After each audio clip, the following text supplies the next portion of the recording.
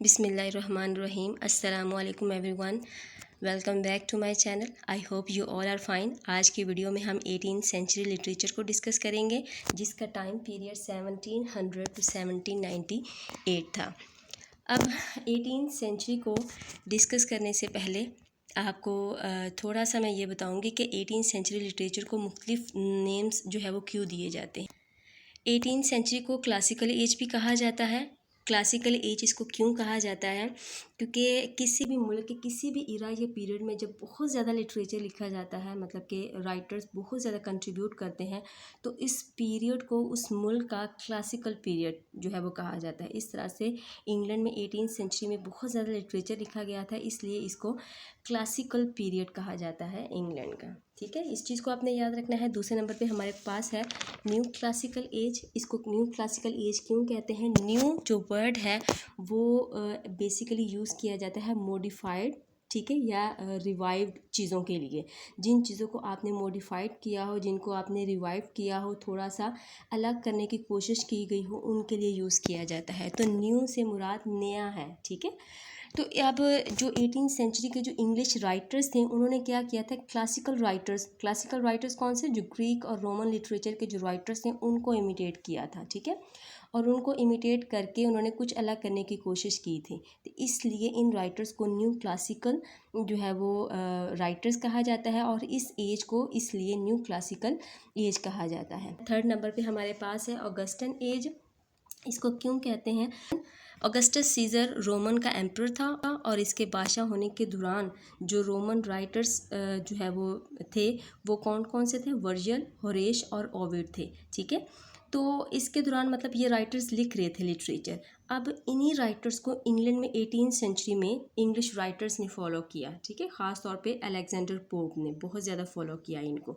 तो उस मुनासबत से इस एज को ऑगस्टन एज कहा जाता है। तो आपने याद रखना है कि उस टाइम चूँकि किंग ऑगस्टस सीजर था, ठीक है, तो उसके दौरान जो लिखने वाले राइटर्स थे, और फिर उन राइटर्स को फॉलो करने वाले जो राइटर्स 18th सेंचुरी में आए थे, ठीक है, उनको फिर हम क्या कहते हैं कि ये ऑगस्टन राइटर्स हैं, या फिर ये ऑगस्टन एज जो है वो कहलाती है ये एज। ठीक है, तो इस मुनासबत से 18th सेंचुरी जो है वो ऑगस्टन एज कहलाती है। और आपने ये भी याद रखना है कि ऑगस्टन एज का जो टाइम ड्यूरेशन हमारे पास होगा वो 18th सेंचुरी का जो फर्स्ट हाफ होगा। ठीक है, मतलब 1700 टू 1744 तक का जो टाइम ड्यूरेशन है वो हमारा ऑगस्टन एज कहलाता है। और एज ऑफ पोप भी इसको कहते हैं, क्योंकि इन राइटर्स को सबसे ज़्यादा जो फॉलो किया था वो एज पोप ने किया था, अलेक्जेंडर पोप ने। और इस एज में जो इंग्लिश में सबसे ज़्यादा जो 18th सेंचुरी का फर्स्ट हाफ है, उसमें सबसे ज़्यादा लिटरेरी कंट्रीब्यूशन जो थी वो अलेक्जेंडर पोप की थी, इसलिए इस एज को जो है वो अलेक्जेंडर पोप के नाम से भी जाना जाता है। ठीक है, 1700 टू 1744, और 1744 में चूँकि इसकी डेथ हो गई थी, तो यहीं पे हमारा एज ऑफ पोप, या जिसको ऑगस्टन पीरियड हम कहते हैं या एज कहते हैं, वो ख़त्म हो जाता है। ठीक है, 18th सेंचुरी का जो फर्स्ट हाफ है उसको हम कहेंगे ऑगस्टन एज, और उसी को कहेंगे एज ऑफ पोप। नेक्स्ट हमारे पास है एज ऑफ सेंसिबिलिटी या एज ऑफ रीज़न और एनलाइटनमेंट। इसको क्यों कहा जाता है? इससे पहले अगर हम देखें तो जो क्लासिकल राइटर्स थे वो क्या कर रहे थे? जो क्लासिकल राइटर जो इंग्लैंड के थे, ठीक है, वो ग्रीक राइटर्स को और रोमन राइटर्स को फॉलो कर रहे थे, उन्हीं की फ़िलॉसफीज़ को फॉलो कर रहे थे, उन्हीं की आइडियाज़ को अपनी राइटिंग्स में शामिल कर रहे थे, और लोगों को जो है वो उन पे फॉलो करने के लिए उनको कहा जा रहा था। तो इस एज के राइटर्स को थोड़ी सी समझ आई, उनको लगा कि सब कुछ उन्होंने भी तो अपने रीजंस को इस्तेमाल करते हुए इतने बाकमाल वर्क्स लिखे हैं। ठीक है, तो हम भी क्या करेंगे? अपनी रीज़न को इस्तेमाल करते हुए अपने ही लोगों को नई फ़िलॉसफीज़ देंगे, नए आइडियाज़ देंगे, ताकि वो उनके मुताबिक ज़िंदगी गुजार सके। तो ये जो चीज़ों की समझ बूझ इनको आई थी 18th सेंचुरी के जो राइटर्स को, ठीक है, तो उस लिहाज से, और फिर उन्होंने उसी समझ बूझ के मुताबिक काम करना शुरू किया था, राइटिंग्स लिखनी शुरू की थी। इस वजह से ये जो आपका 18th सेंचुरी का लास्ट हाफ है वो आपका एज ऑफ सेंसिबिलिटी या एज ऑफ गुड रीज़न या गुड सेंस या फिर एज ऑफ एनलाइटनमेंट इसको कहा जाता है। ठीक है, एज ऑफ जॉनसन की बात करें तो जो लास्ट हाफ 18th सेंचुरी का, उसमें जॉनसन ही एक वाहिद राइटर था जिसने बहुत ज़्यादा जो है वो एक डोमिनेट लिटरेरी फिगर था, और इसकी सबसे बड़ी जो कंट्रीब्यूशन लिटरेचर की में थी वो इसकी डिक्शनरी थी, इंग्लिश डिक्शनरी पहली जो इसने लिखी थी। ठीक है, तो इस वजह से इसको इस के नाम से इस एज को जाना जाता है, ठीक है। और एज ऑफ ट्रांजिशन किसे कहते हैं, अब आपने याद रखना है कि जो जॉनसन था उसकी डेथ हो गई थी 1784 में, ठीक है। तो 1784 के बाद का जो पीरियड है, मतलब कि 1784 से 1798 तक का, वो हमारा एज ऑफ ट्रांजिशन कहलाता है, क्योंकि उसमें क्लासिकल जो स्पिरिट थी वो रोमांटिक स्पिरिट में रिप्लेस होना शुरू हो गई थी। कुछ राइटर्स की राइटिंग्स में आपको रोमांटिक सीजन के कुछ एलिमेंट्स मिलते हैं, ठीक है। इस वजह से इसको एज ऑफ ट्रांजिशन भी कहते हैं। और इसके अलावा एज ऑफ प्रोज इसको क्यों कहते हैं, क्योंकि प्रोज आगे से पहले देखें तो आपको पता है कि जो प्लेस, जो इम्पोर्टेंस ड्रामा को मिली या फिर पोइट्री को मिली, वो प्रोज को पहले कभी नहीं मिली। लेकिन इस एज में मिलने की वजह ये थी, एक तो ड्रामे का डिक्लाइन हो गया था, ठीक है। ड्रामा उस तरह से नहीं परफॉर्म किया जा रहा था, बहुत स्ट्रिक्ट रूल्स को फॉलो किया जा रहा था, सेंसरशिप जो है वो इंट्रोड्यूस करवाई गई थी। तो इस वजह से करके प्रोज, और प्रोज में भी कई जो है वो जिसे कहते हैं ना कि अब बहुत अच्छी अच्छी जो है वो चीज़ें लिखी गई, मतलब जर्नल्स लिखे गए, न्यूज़पेपर्स लिखे गए, मैगजीन्स लिखे गए और पीरियडिकल एसेस लिखे गए। तो ये वो चीज़ें थी जो आपको पता है प्रोज तो वैसे एग्जैक्ट रूल्स में लिखा जाता है, ठीक है, स्ट्रेट फॉरवर्ड लैंग्वेज में लिखा जाता है, सिंपल वे में लिखा जाता है, कॉम्प्रिहेंसिबल वे होता है जिसमें प्रोज लिखा जाता है। और ये चीज़ें इस एज के लोगों को अपील कर रही थी, ठीक है।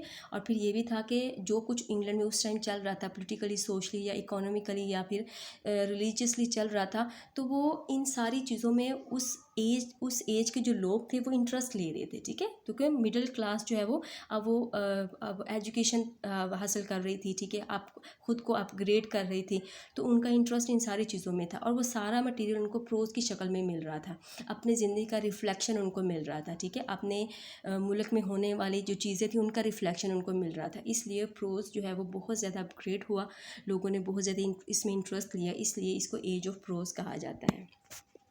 सोशल और रिलीजियसली और पोलिटिकली क्या चल रहा था 18वीं सेंचुरी में, एक तो सोशल डेवलपमेंट बहुत ज़्यादा हो रही थी, ठीक है, लोग किस तरह से ख़ुद को बदल रहे थे, तालीम हासिल कर रहे थे, ठीक है, शहरों से गाँव से शहरों की तरफ आ रहे थे, ठीक है, और अपने अपने मैनर्स पे काम कर रहे थे, अपने स्टाइल, जो उनका रहने का स्टाइल था उस पर काम कर रहे थे। तो इसलिए सोशल डेवलपमेंट बहुत ज़्यादा हुई थी, एजुकेशन आम हो गई थी, लिटरेसी आम हो गई थी, लोगों में पढ़ने का रुझान पैदा हो गया था और मिडिल क्लास जो है वो अब उभर के सामने आ रही थी, ठीक है। और मिडिल क्लास जब आ रही थी तो उनको पढ़ाई का शौक़ था, लिटरेचर को पढ़ने का शौक़ पैदा हुआ, ख़ुद को बेहतर करने का शौक़ पैदा हुआ। तो इस तरह से कॉफ़ी हाउसेस, क्लब हाउसेस हमें मिलते हैं 18वीं सेंचुरी में, कि लोग वहाँ पे जाके इकट्ठे बैठा करते थे, डिस्कस किया करते थे आइडियाज़ को, लिटरेरी जो है वो कंट्रीब्यूशंस पे बात की जाती थी, ठीक है।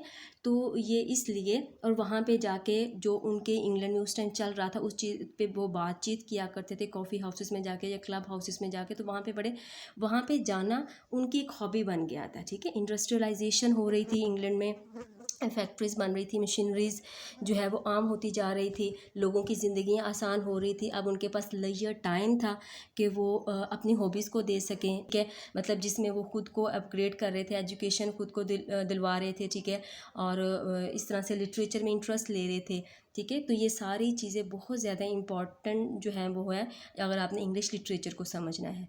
मोनार्की और पार्लियामेंट में देखें तो ये दोनों चीज़ें जो है वो पैरेलल चल रही थी, ठीक है। तो अब इसी में दो पॉलिटिकल पार्टी सामने आई थी, एक विक्स और एक टोरीज। अब जो विक्स पार्टी थी ये लिबरल पार्टी थी और ये सपोर्ट करते थे, पार्लियामेंट को सपोर्ट करते थे, ठीक है। और इसके अलावा जो टोरीज़ थे ये कंजर्वेटिव पार्टी थी और ये कहते थे कि जो किंग और क्वींस हुए करते हैं, ठीक है, कि ये उनका डिवाइन राइट है कि वो हुकूमत करें, ठीक है, रूल करें। तो यहाँ पे ये दोनों चीज़ें, मोनार्की और पार्लियामेंट, दोनों पैरेलल चल रही थी, ठीक है, ये आपने याद रखना है। Political reforms and enlightenment ideas, बहुत सी रिफॉर्म्स पॉलिटिकली जो है वो सामने आई थी, एनलाइटनमेंट आइडियाज़ सामने आए थे। तो यहाँ पे हमें जो है वो पॉलिटिकली स्टेबिलिटी मिलती है 18वीं सेंचुरी में, ठीक है। कॉलोनियल एक्सपेंशन हो रहा था कि किस तरह से जो इंग्लैंड था वो दूसरे मुल्कों को अपनी कॉलोनीज़ बनाता जा रहा था, ठीक है, वहाँ पे अपने ट्रेड के ज़रिए एंटर होता था और फिर वहाँ पे एक्सपेंशन शुरू कर देता था, ठीक है। लोग किस तरह से उनको अपना जो है वो अपनी कॉलोनी बना लेता था। तो ये सारी चीज़ें चल रही थी बैकग्राउंड में। नेक्स्ट हमारे पास है 18th सेंचुरी की लिटरेरी करेक्टरिस्टिक्स। जैसे कि मैंने आपको बताया कि प्रोज़ बहुत ज़्यादा जो है वो प्रोज़ की बहुत ज़्यादा डेवलपमेंट हुई थी। नॉवल का ओरिजिन इस एज में हुआ और नॉवल बहुत से राइटर्स ने लिखा भी और लोगों ने बहुत ज़्यादा इसको पसंद भी किया।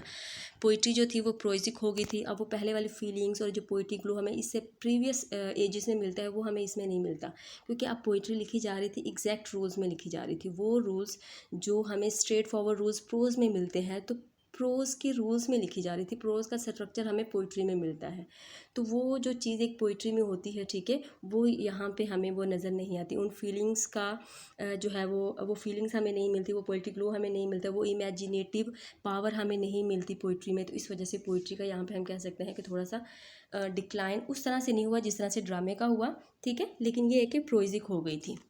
ड्रामा डिक्लाइन में था। एक एक्ट पास हुआ था जिसकी वजह से ड्रामे पे जो है वो बहुत ज़्यादा स्ट्रिक्ट रूल्स को जो है वो अप्लाई किया गया था, तो जिसकी वजह से ड्रामा राइटर्स ने जो है वो ड्रामा लिखना बंद कर दिया था। उनको पता है कि थिएटर में आसानी से परफॉर्म नहीं होगा, इस पे बैन भी लग सकता है, उसमें बहुत सी चीज़ों को सेंसर किया जाएगा, ठीक है।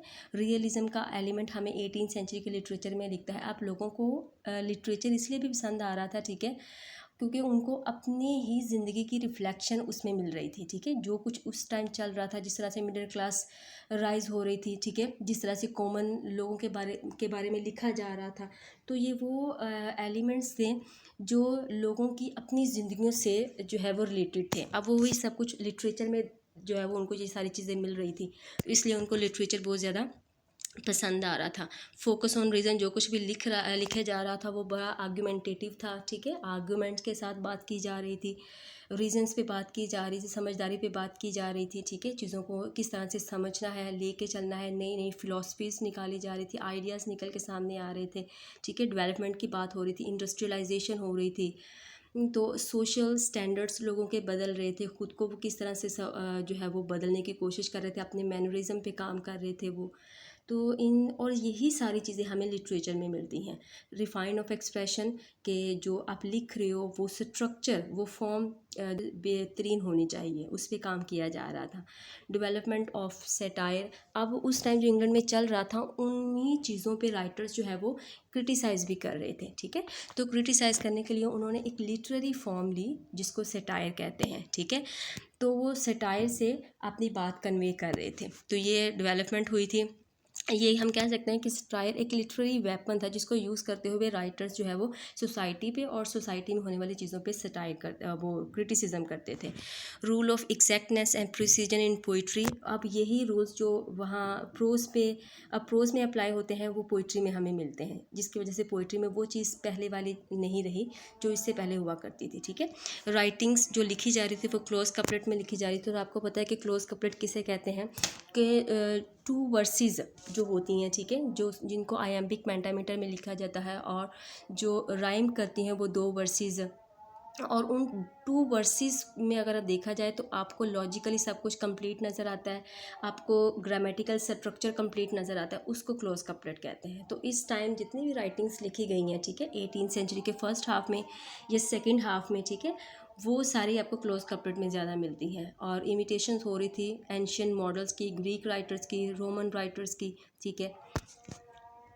नेक्स्ट हम देखते हैं कि 18th सेंचुरी के इंग्लिश किंग्स कौन थे, ठीक है। William third and Mary second, इन दोनों ने रूल किया 1689 टू 1702 तक, ठीक है।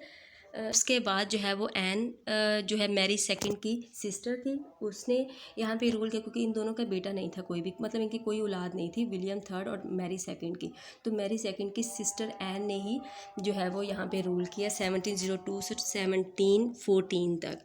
और आपको पता है कि एन के साथ ही जो स्टुअर्ट डायनेस्टी थी वो यहीं पे ख़त्म हो गई। अब उससे नेक्स्ट जिस डायनेस्टी ने रूल करना शुरू किया उसका पहला जो किंग था वो जॉर्ज वन था, ठीक है। और जॉर्ज वन जो जिस डायनेस्टी से बिलोंग करता था उसको हैनोवेरियन डायनेस्टी कहा जाता था, और 1714 से 1727 तक जॉर्ज वन ने हुकूमत की। फिर जॉर्ज सेकंड आ गया, उसका बेटा 1727 टू 1760 तक इसने रूल किया। उसके बाद जॉर्ज थर्ड आ गया जिसने रूल किया 1760 टू 1820 तक, ठीक है। तो ये भी आपके लिए बहुत इंपॉर्टेंट है जानना कि 18th सेंचुरी में किंग्स कौन थे। 18th सेंचुरी को दो पीरियड्स में डिवाइड किया जाता है, ठीक है। एज ऑफ पॉप जिसका ड्यूरेशन 1700 टू 1744 है, और एज ऑफ जॉनसन जिसका ड्यूरेशन 1744 टू 1784 है। और आपने याद रखना है कि एज ऑफ पॉप का ड्यूरेशन जो स्टार्टिंग पॉइंट है वो पोप की बर्थ नहीं है, ठीक है। पोप की बर्थ जो है वो हुई थी 1688 में, ठीक है। लेकिन इस एज का जब जो इख्तितामी पॉइंट आता है ना 1744, वो उसकी डेथ की डेट है। तो आपने याद रखना है कि 18 लिटरेचर 17 से स्टार्ट होता है, ठीक है। और ख़त्म कब होता है, जब अलेक्जेंडर पोप की डेथ हो जाती है 1744 में। और इसी ड्यूरेशन को हम ऑगस्टन एज भी कहते हैं, ठीक है। एज ऑफ जॉनसन की अगर हम बात करें तो एज ऑफ जॉनसन 1744 में स्टार्ट हुआ, ठीक है। जैसे ही पोप की डेथ हुई तो एज ऑफ जॉनसन स्टार्ट हो जाती है। फिर 1784 में जब जॉनसन की डेथ हो जाती है तो एज ये जो है वो एंड हो जाती है, ठीक है। और इसको एज ऑफ सेंसिबिलिटी भी कहते हैं, एज ऑफ गुड सेंस भी कहते हैं, और एज ऑफ एनलाइटनमेंट भी कहते हैं। तो सबसे पहले आपने याद रखना है कि 18th सेंचुरी का जो अर्लीस्ट पार्ट है वो एज ऑफ पॉप कहलाता है, जिसको अगस्टन एज भी कहते हैं, क्योंकि जो पॉप जो है वो प्रोमिनेंट एक डोमिनेटिंग फिगर था, और ये वाहद एक राइटर था जिसने कम्प्लीटली तौर पे ख़ुद को डिवोट किया था लिटरेचर की तरफ। इसके अलावा भी बहुत से राइटर्स थे, लेकिन उन्होंने इस तरह से ख़ुद को डिवोट नहीं किया था जितना कि इसने किया था। अब राइटिंग्स की बात करें इस एज की, तो वो किस चीज़ के ख़िलाफ़ थी, तो वो जो प्यूरिटन हमें एक रिलीजियस एक्साइटमेंट मिलती है उसके ख़िलाफ़ भी थी, और जो रेस्टोरेशन पीरियड में लिटरेचर लिखा जा रहा था जिसमें अय्याश किस्म की ज़िंदगी को फॉलो किया जा रहा था, फ्रेंच में जिस तरह से फॉलो किया जा रहा था, फ्रेंच की राइटिंग्स को फॉलो करते हुए लिखे जा रहे थे, तो ये राइटर्स इन दोनों चीज़ों के ख़िलाफ़ थे। रेस्टोरेशन की जो लिटरेचर के थीम्स थे उनके ख़िलाफ़ भी थे, और जो प्यूरिटन एज के लिटरेचर जो लिखा जा रहा था जिसमें प्यूरिटनिज़म की मूवमेंट बहुत ज़्यादा का अमल दखल आपको मिलता है, जो रिलीजियस पॉइंट्स का बहुत ज़्यादा अमल दखल मिलता है, तो जो उसके ख़िलाफ़ भी थे। पोइट्री की बात करें इस एज की, तो वो डिटेक्टिव थी। डिटेक्टिव मतलब कि लिख जा रही थी, और लिखने का मकसद सिर्फ ये था कि आपको सुधारना, आपको इखलाकियात का बताना, आपको मोरालिटीज़ का बताना। आर्गूमेंटेटिव थी, सटीरिकल थी, क्रिटिसिज्म ऑफ पॉलिटिक्स, पर्सनैलिटीज़ पे क्रिटिसिज्म हो रहा था, जो है वो पॉलिटिशियंस पे हो रहा था, पॉलिटिक्स पे हो रहा था। जो वर्क्स लिखे, जो पोइट्री लिखी जा रही थी वो सटीरिकल थी, ठीक है। और ज़्यादा फोकस फॉर्म पे किया जा रहा था, सब्सटेंस पे नहीं किया जा रहा था। फॉर्म जैसे कि मैंने आपको बताया कि राइटिंग का जो एक्सटर्नल स्ट्रक्चर होता है उस पे फोकस किया जा रहा था, ना कि उसका जो इंटरनल थीम होता है उस पर। क्लोज कपलेट को यूज़ किया जा रहा था। अगर पोइट्री में कोई सीरियस वर्क्स लिखा जा रहा था तो क्लोज कपलेट को यूज़ किया जा रहा था। और जो एंशियन राइटर्स थे उनको एक्सटर्नली फॉलो किया जा रहा था, ना कि इंटरनली, ठीक है। जिसकी वजह से इस एज को क्लासिकल एज तो कहा जाता है, लेकिन वो क्लासिसिज्म जो थी उसको सूडो क्लासिसिज्म कहा जाता है, क्योंकि जो हमें चीज़ें एंशियन राइटर्स में मिलती हैं या उनकी राइटिंग्स में मिलती हैं वो हमें इस एज के राइटर्स में नहीं मिलती। हालांकि उन्होंने फॉलो किया है, उनको बहुत अच्छी तरह से फॉलो किया है, लेकिन कुछ ना कुछ कहीं ना कहीं कुछ कमी ज़रूर रह गई है। तो पहली बार ऐसा हुआ था कि प्रोज को फर्स्ट पोजीशन मिली है इंग्लिश लैंग्वेज में, ठीक है। तो इसके पीछे भी मैंने आपको सारी रीजंस बताई हैं कि किस वजह से प्रोज को ये पहली पोजीशन मिली थी। अब उस टाइम इंग्लैंड में आपको मैंने बताया कि 18th सेंचुरी में रिलीजियस, पॉलिटिकल और लिटरेरी कंट्रोवर्सीज चल रही थी, और लोग बड़ी ही एक्टिवली इसमें इन सारी चीज़ों में पार्टिसिपेट कर रहे थे, ठीक है। तो इस वजह से ये एक वजह भी बनी लोगों की प्रोज को जो है वो इतना पढ़ने की और प्रोज की इतनी डेवलपमेंट होने की। नेक्स्ट हमारे पास इंपॉर्टेंट पोइट्स देख लेते हैं। अलेक्जेंडर पोप है जो 1688 में, जिसकी बर्थ हुई 1744 में, इसकी डेथ होगी। ग्रेटेस्ट पोइट है क्लासिकल एज का, क्लासिकल स्पिरिट हमें इसकी वर्क्स में मिलती। हाईली इंटेलेक्चुअल एम्बिशियस पर्सन था, और उसको बाद के पोइट, बाद में आने वाली एजिस के पोइट ने उसको एज अ मॉडल के तौर पे भी जो है वो फॉलो किया है, उनको एज अ मॉडल के तौर पे इसको लिया करते थे, ठीक है। तो अब मेन क्वालिटी जो इसकी पोइट्री की थी वो करेक्टनेस थी। इंपॉर्टेंट वर्क्स अगर हम देख लेते हैं तो एसे ऑन क्रिटिसिज्म इसने लिखा, बहुत फेमस वर्क है। द रेप ऑफ लॉक इसने लिखा, ठीक है। Translation of Homer's Iliad and Odyssey उसने लिखा, मतलब कि जो ग्रीक राइटिंग्स थी उसको इसने ट्रांसलेट किया इंग्लिश में। द डंसियड इसने लिखा, द एसे ऑन मैन। तो ये इसके इम्पोर्टेंट पोइटिकल वर्क्स थे, ठीक है। जो दूसरे माइनर पोइट्स हैं इस एज के, ठीक है, जिन्होंने वर्क्स लिखा लेकिन उस उतना ज़्यादा फेमस नहीं हुआ जितना कि अलेक्जेंडर पोप का हो। उसमें मैथ्यू प्रायर है, जॉन गे है, एडवर्ड यंग है, ठीक है, थॉमस पार्नेल है, लेडी विंचेल्सिया है और जेम्स थॉमस है, ठीक है। नेक्स्ट हमारे पास है प्रोज राइटर्स जो एज ऑफ पोप के हैं। उनमें सबसे पहले डैनियल डिफोए आ जाता है, जिसकी बर्थ यहाँ पे 666 आ गया, 1661 में इसकी बर्थ हुई, 1731 में इसकी डेथ हो गई। और अर्लीस्ट जर्नलिस्ट था, मतलब कि ये सबसे पहले एज ए जर्नलिस्ट के तौर पे लिखा करता था, फिर बाद में ये नॉवलिस्ट जो है वो बन गया। इसके इम्पॉर्टेंट जो वर्क्स थे वो रॉबिन्सन क्रूसो था, कैप्टन सिंगल्टन था, Moll Flanders, the memoir of a cavalier, Roxana and Colonel Jack, ये इसके इम्पॉर्टेंट वर्क्स थे। और इस चीज़ को आपने याद रखना है कि ये वो पहला बंदा था जो नॉवल को लेके आया था इंग्लिश लैंग्वेज में, ठीक है, मतलब कि इसको ओरिजिनेटर कहा जाता है नॉवल का। इसकी राइटिंग्स में वो कुछ ऐसी करेक्टरिस्टिक्स मिलती हैं जो कि नॉवेल्स की बेस बनी, ठीक है, मतलब कि रियलिज़म मिलता है इसकी राइटिंग्स में। लेकिन इसके नावल को, रॉबिन्सन क्रूसो को हम कभी भी फर्स्ट नावल नहीं कहते, ठीक है, या किसी भी इसके वर्क्स को नॉवेल्स नहीं कहते, क्योंकि नॉवेल्स के जो क्राइटेरिया होता है उस पर पूरी तरह से वो कुछ चीज़ें हैं, लेकिन बहुत सी कुछ चीज़ें हैं जो कह सकते हैं कि इसकी राइटिंग्स में हैं और वो नॉवेल्स के क्राइटेरिया पे पूरा उतरती हैं, लेकिन एक दो चीज़ें हैं जो पूरा नहीं उतरती, इस वजह से इसको जो है वो नॉवलिस्ट कहा जाता है, ठीक है, लेकिन इसके वर्क्स को नॉवेल्स नहीं कहा जाता। जोनाथन स्विफ्ट की अगर हम बात करें तो ये दूसरा प्रोज राइटर था, 1667 में पैदा हुआ था, 1745 में इसकी डेथ हो गई थी। ओरिजिनल जीनियस बंदा था, ठीक है, इंटेलेक्चुअल राइटर था ये, लेकिन कुछ ऐसे डिसऑर्डर्स इसकी फेलियर की वजह बने, ठीक है, इसकी तबीयत, उसका जो मिजाज था, उसकी जो पर्सनैलिटी थी वो बिटर और सैड हो गई थी, ठीक है। तो इसने स्टाइल का बड़े अच्छे तरीके से इस्तेमाल किया है, और उस टाइम जो इंग्लैंड में चल रहा था उस पर इसने किस तरह से क्रिटिसाइज़ किया है, उन सारी चीज़ों को किस तरह से इसने क्रिटिसाइज़ किया है, ठीक है। तो इसके जो इंपॉर्टेंट वर्क्स है वो ग्लिवर्स ट्रैवल्स है, जिसको चिल्ड्रन बुक भी कहा जाता है। इसमें इसने स्टाइल को यूज़ किया, the tale of tub, journal to Stella and the battle of books, ये इसके इंपॉर्टेंट वर्क्स हैं। नेक्स्ट हमारे पास जो प्रोज राइटर्स हैं जोसेफ एडिसन है और सर रिचर्ड सीले है, ठीक है। तो ये दोनों, इन दोनों ने मिल के काम किया था, कोलैबोरेशन में काम किया था, और ये ओरिजिनेटर्स हैं पीरियोडिकल एसेस के, ठीक है। और इनके जो फेमस जर्नल थे, ठीक है, वो थे the Tatler and the Spectator. Spectator एक फेमस जर्नल था और इसमें इन्होंने 635 एसेस लिखे, जिसमें 274 ऐसे एडिसन ने लिखे और 240 जो ऐसे थे वो रिचर्ड स्टीले ने लिखे, ठीक है। तो इस तरह से अब, लेकिन जो 121 ऐसेस थे वो दूसरे दोस्तों की मदद से इन्होंने कंप्लीट किए थे।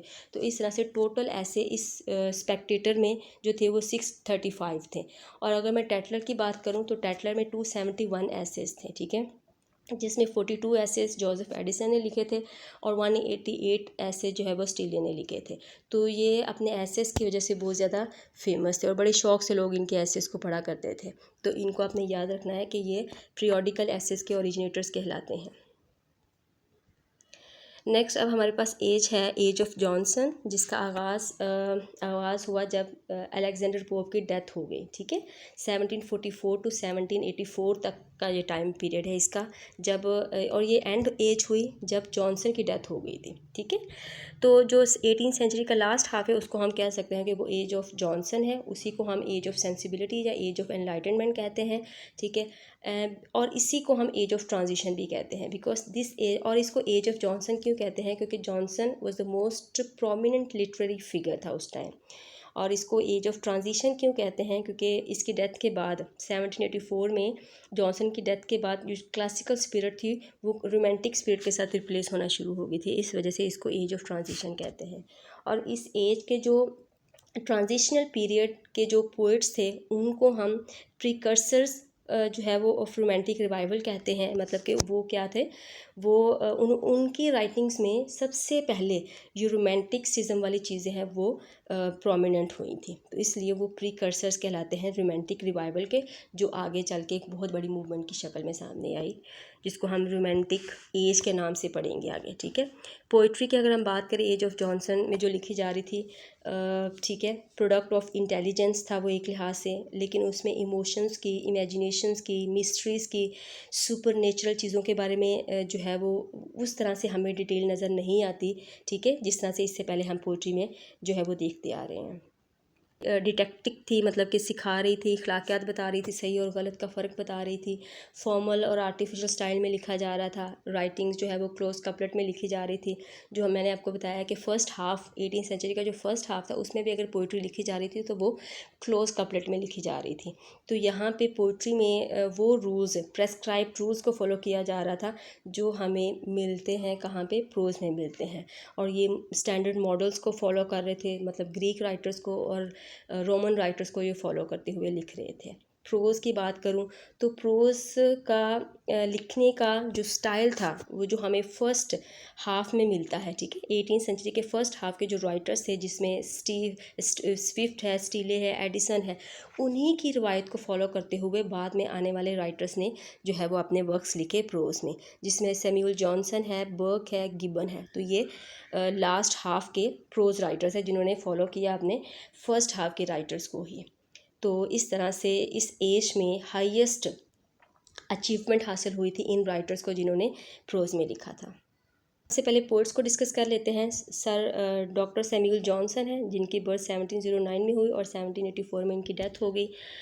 पोइट के लिहाज से अगर ये लिमिटेड रेंज के पोइट थे, ठीक है, और उसी लिमिटेड रेंज में रह के उन्होंने जो है वो अपनी एबिलिटी और अपने टैलेंट को दिखाया था, ठीक है। और इसके जो इम्पॉर्टेंट पोएम्स अगर हम देखें, जो चीफ पोएम्स हैं इसकी, वो लंदन है and the vanity of human wishes. Gold Smith दूसरे नंबर पे पोइट हैं, ठीक है। क्लासिकल स्पिरिट हमें मिलती है इसकी एज जो है वो पोइम्स में। क्लासिकल स्टैंडर्ड्स को, क्लासिकल राइटर्स को फॉलो किया करता था, क्लासिकल स्पिरिट को ये इमिटेट किया करता था, ठीक है। तो इसकी इम्पोर्टेंट पोइम्स जो थी वो the traveller and the deserted village है। नेक्स्ट इस एज के जो दूसरे पोइट्स हैं, ठीक है, जिसको मैंने नाम दिया था प्रिकर्सर्स का या हार्बिंजर्स पोइट्स का नाम दिया था, ठीक है। वो कौन कौन से हैं जिनकी राइटिंग्स में आपको दोबारा फिर वही एलिमेंट्स नज़र आ रहे हैं, ठीक है, जिसमें नेचर के बारे में बात कर रहे हैं, ठीक है, और गांव की जो लाइफ होती है उसके बारे में बात कर रहे हैं, लोगों की फीलिंग्स, इमोशंस, इमेजिनेशन के बारे में बात कर रहे हैं, मिस्ट्रीज़ के बारे में बात कर रहे हैं। तो वो जो रोमांटिक एज स्टार्ट होती है उसका रिवाइवल इस एज में एंड पे हो चुका था, ठीक है। तो इस एज के जो पोइट्स हैं वो हैं जेम्स थॉमसन है, थॉमस ग्रे है, विलियम कॉलिंस है, जेम्स मैकफर्सन है, विलियम ब्लेक है, रॉबर्ट बर्न्स है, विलियम कॉपर है, जॉर्ज क्रैब है और थॉमस चैटर्टन है और बिशप पर्सी है। और जो थॉमस ग्रे का work elegy written in a country churchyard, ये फेमस पोइम है थॉमस ग्रे की, ये आपने याद रखना है, ठीक है। तो ये इस एज के, एज ऑफ जॉनसन के इम्पॉर्टेंट जो है वो पोइट्स है जो मैंने आपको बता दिए हैं। नेक्स्ट हमारे पास है प्रोज राइटर्स इस एज के। सबसे पहले डॉक्टर सैमुअल जॉनसन है, ठीक है, एक लिटरेरी डिक्टेटर थे, बहुत बड़े इंटेलेक्चुअल राइटर थे, ठीक है। और लेकिन राइटर उस लिहाज से फेमस नहीं थे जिस लिहाज से क्योंकि ये था कि इनका स्टाइल जो था लिखने का वो बड़ा सिंपल, डायरेक्ट, फ्रैंक और फोर्सफुल था, ठीक है। लेकिन ये ज़्यादा फेमस इस वजह से थे कि लोगों की हेल्प बड़ी किया करते थे, ठीक है, और पुअर लोगों की, नीडी लोगों की, इस चीज़ को लेके बहुत ज़्यादा ये आगे आगे हुआ करते थे। तो इसलिए जो है वो लेकिन इनकी जो डिक्शनरी थी, जो एक इंग्लिश लैंग्वेज में एक बहुत बड़ी कंट्रीब्यूशन है, उसको लोगों ने काफ़ी टाइम तक जो है वो याद रखा, क्योंकि ऑक्सफोर्ड डिक्शनरी के आने से पहले इसी डिक्शनरी को यूज़ किया जाता था। इसके जो प्रोज राइटिंग्स हैं उसमें डिक्शनरी है, द लाइव्स ऑफ पोइट्स है, द रैम्बलर एंड द रिसेलस, ठीक है, ये इंपॉर्टेंट जो है वो इसके प्रोज राइटिंग्स हैं। अब इस एज के जो दूसरे इंपॉर्टेंट राइटर्स हैं, प्रोज राइटर्स हैं, वो एडमंड बर्क है, एडमंड गिबन है, लेडी मैरी वर्टले है, ठीक है, और लॉर्ड चेस्टरफील्ड है और सैमुअल पेपी है। तो ये इंपॉर्टेंट कुछ प्रोज राइटर्स थे सैमुअल जॉनसन के अलावा। नेक्स्ट हम देख लेते हैं 18th सेंचुरी नावल जो एक नया जॉनरा है इसी एज में ओरिजिनेट हुआ और इसी एज में इसको बहुत ज़्यादा जो है वो फ्लरिश किया गया, बहुत ज़्यादा लोगों ने शौक़ से पढ़ा, बहुत तरक्की हुई, इसको बहुत तरक्की मिली इस एज में। तो ये एक लॉन्ग नैरेटिव जो है वो वर्क हम कह सकते हैं, ठीक है, जो प्रोज में लिखा जाता है और उसको एज अ पब्लिश जो है वो एज अ बुक के तौर पर इसको पब्लिश किया जाता है। अब सबसे पहले देखें कि यूरोपियन लैंग्वेजेस में नावल के लिए जो टर्म पहले यूज़ हो रही थी वो क्या थी, वो रोमांस और जो आगे जाके मिडिवल एज का जो रोमांस जॉनरा था उसके साथ इसका थोड़ा जो है वो रिलेशन था, ठीक है। तो ये दो नेम्स जो है वो यूज़ हो रहे थे नावल के लिए यूरोपियन लैंग्वेजेस में, ठीक है। अब इंग्लिश नेम जो नावल था वो सबसे पहले कहाँ से आया, तो वो इटालियन वर्ड है नोबिला, वहाँ से आया और इसका मतलब है अ लिटिल न्यू थिंग, ठीक है। और रोमांसिस हैं, नोवेलास जो पहले लिखे जा रहे थे, शॉर्ट स्टोरी लिखी जा रही थी, तो वो नोवेल से पहले ये सारी लिखी जा रही थी, तो इसलिए ये क्या कहलाती हैं, प्रीडिसेसर्स कहलाती हैं नॉवेल्स की, ठीक है। ओरिजिन हुआ इस एज में, डेवलपमेंट हुई इस एज में नावल की, और नॉवलिस्ट लाइक जॉन बनियान, डैनियल डिफोए, उन्होंने सबसे पहले इंग्लैंड में इसको इस्टेब्लिश किया था और लोग इस टाइप को बहुत ज़्यादा जो है वो शौक़ से पढ़ रहे थे, बहुत ज़्यादा इन्फ्लुएंस हुआ लोगों पे इस नई टाइप ऑफ लिटरेचर का, ठीक है। मिडिल क्लास मैंने आपको बताई है कि वो किस तरह से ख़ुद को एजुकेट कर रही थी, ठीक है, और पढ़ने का शौक़ उनमें पैदा हो रहा था। अब उनको एक ऐसा जॉनरा मिल गया था जिसमें उनको ख़ुद अपनी लाइफ की झलक नज़र आती थी, ठीक है। रियलिज़म का एलिमेंट था नॉवेल्स में, तो जो रियलिज़म का जो एलिमेंट था वो नॉवेल्स को जो है वो आगे पहुंचाने में उसने बड़ा अहम किरदार अदा किया है कि लोग शौक़ से पढ़ रहे थे, राइटर फिर उसी शौक़ से लिख रहे थे, और ये पॉपुलर फॉर्म ऑफ लिटरेचर बन गई थी इस एज में। और औरतों के पास इतना टाइम भी हुआ करता था, मतलब उनके पास लेयर टाइम हुआ करता था कि वो बड़े शौक़ से नॉवेल्स पढ़ा करती थी। और इसके अलावा डैनियल डिफॉय की बात करें तो वो ओरिजिनेटर था नावल का, लेकिन हम इसके किसी भी वर्क को नावल नहीं कह सकते। लाइक रॉबिन्सन क्रूसो की बात करें, क्योंकि उसमें जो है वो सबऑर्डिनेटिंग इंसिडेंट का जो है इफ़ेक्ट्स हैं वो प्रोड्यूस नहीं करता, तो यही जो एक मेन क्राइटेरिया था एक रियल नावल का, इस वजह से इसके हम किसी भी बुक्स नावल नहीं कहते। पैमिला जो कि सैम्यूल रिचर्डसन ने लिखा, उसको first novel of English literature कहा जाता है, और हेनरी फील्डिंग को is called the father of English novel, मतलब इंग्लिश नावल का फादर इसको कहा जाता है। और जो फेमस नावलिस्ट थे 18th सेंचुरी के, उसमें सैम्यूल रिचर्डसन है, हेनरी फील्डिंग है, टोबियस स्मॉलेट है, लॉरेंस स्टर्न है एंड ओलिवर गोल्डस्मिथ है, ठीक है। तो आपने याद रखना है कि जो फर्स्ट फोर हैं, Samuel Richardson, Henry fielding, Tobias Smollett and Lawrence stern, इनको कहा जाता है कि ये इंग्लिश नॉवेल्स के 4 व्हील्स हैं, ठीक है, मतलब कि व्हील से उनको तशबीह दी जाती है। सबसे पहले नॉवलिस्ट देख लेते हैं जो इस एज के थे, वो डैनियल डिफोए है, 1661 में पैदा हुए थे, 1731 में इनकी डेथ हो गई थी। इनको ओरिजिनेटर ऑफ नावल भी कहा जाता है। इन्होंने स्टोरी टेलिंग में रियलिज़म को इंट्रोड्यूस करवाया था। और एक नावल, ठीक है, रॉबिन्सन क्रूसो, अब इसको ऑफिशियली तो नावल नहीं कहा जाता, लेकिन इसमें बहुत से फीचर ऐसे हैं जिसकी वजह से इसको नावल्स कंसिडर किया जाता है अकॉर्डिंग टू सम राइटर्स, ठीक है। तो इस वजह से इसको एज अ नावल के तौर पे यहाँ पे ऐड किया है, ठीक है, ये आपने याद रखना है। उसके बाद सैम्यूल रिचर्डसन है। अब उसका अपने सारे नॉवेल्स में जो है वो यही था कि लोगों को समझाना, बताना, सही गलत का मतलब बताना, ठीक है, ह्यूमन वर्किंग उसने की है अपने नॉवेल्स में। पैमिला इसने लिखा, और पैमिला को फर्स्ट नावल इंग्लिश लिटरेचर कहा जाता है। क्लैरिसा लिखा, सर चार्ल्स ग्रैंडिसन इसने लिखा है, ठीक है। और इसके अलावा हेनरी फील्डिंग 3rd नंबर पे हमारे पास हैं। ग्रेट नॉवलिस्ट थे, फादर ऑफ इंग्लिश नॉवल इनको कहा जाता है। जोसेफ एंड्रयूज़ इन्होंने लिखा, और ये पैरोडी थी। पैरोडी किस नॉवल की थी? पैमिला की थी, जिसको रिचर्डसन ने लिखा था, ठीक है। जोनाथन वाइल्ड इसने लिखा था। हिस्ट्री ऑफ टॉम जोन्स इसने लिखा। अमीलिया इसने लिखा। तो ये इसके फेमस जो है वो नॉवेल्स थे। 4 नंबर पे हमारे पास टोबियस स्मॉलेट है। तो टोबियस स्मॉलेट जो है वो फ़नी नॉवेल्स का ओरिजिनेटर इसको कहा जाता है। जो इसने फेमस नॉवेल्स लिखे वो है Roderick Random, Peregrine Pickle and Humphry Clinker, ठीक है। नेक्स्ट हमारे पास है 5th नंबर पर लॉरेंस स्टर्न। ये कम्प्लीटली ऑपोजिट था स्मॉलेट के, ठीक है। ट्रिस्ट्रैम शैंडी इसने लिखा, ये भी एक फेमस जो है वो नॉवल है इसका। Sentimental journey through France and Italy इसने लिखा। द सेंटिमेंटल जर्नी इसने लिखा, तो ये इसके फेमस नॉवेल्स थे। ओलिवर गोल्डस्मिथ है, जिसने सिर्फ एक ही नावल लिखा जिसका नाम है द वाइकर ऑफ वेकफील्ड।